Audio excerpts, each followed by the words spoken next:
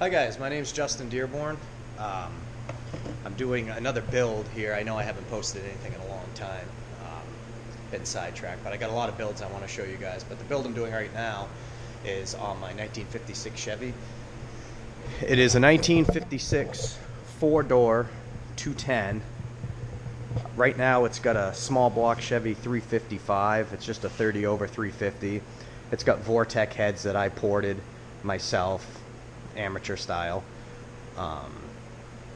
It's got a Comp Magnum 480 cam, so 480 lift, 230 duration at 50 thousandths. It's got a Holley HP 650 carb, inch and 5/8 long tube headers, Performer RPM air gap intake, and nothing crazy, but it ended up being really good. I put it together just to get it together and have a decent engine for this thing 10 years ago, and it ended up being really good power-wise. The last dyno I dynoed it at was 335 horsepower and 380 foot-pounds of torque at the tire, so it's decent. It's got air conditioning, it's got a vintage air unit, four-wheel power disc brakes, it's got a Curry Enterprise 9-inch rear end with 373s.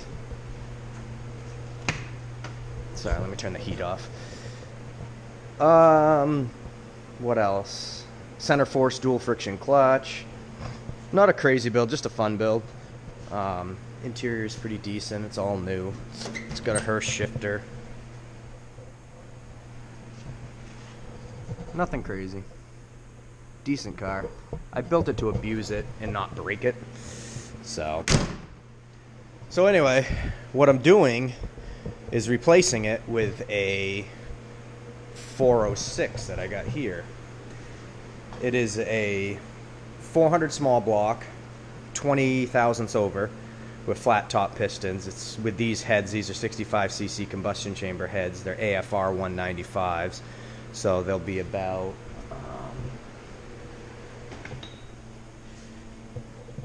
sorry, I had to shut the fan off. AFR 195s. It's got an AFR intake and AFR valve covers. It's a fully balanced rotating assembly.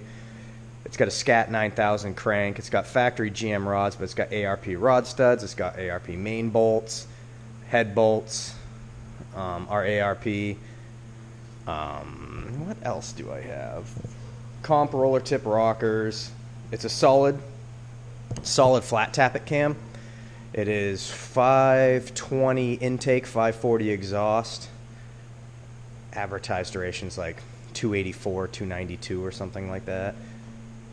An aggressive street cam, I would call it. So this is going in. I'm going to start ripping it apart today, and I'm hoping I can get it out, this old engine out, and the new engine at least bolted in, so I could start the process of, bolting things up to it. And then I got to do a full camshaft break-in and all that stuff.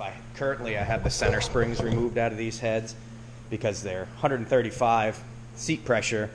And at my lift, they're about 325 pounds at the tip, so that was a little bit more than I was comfortable with breaking the camshaft in. A lot of people don't even break the camshaft in, but I got a lot of money into this engine. I don't feel like sending a cam lobe through the bearings and having to pull it back out and everything else. It's just not what I'm trying to do.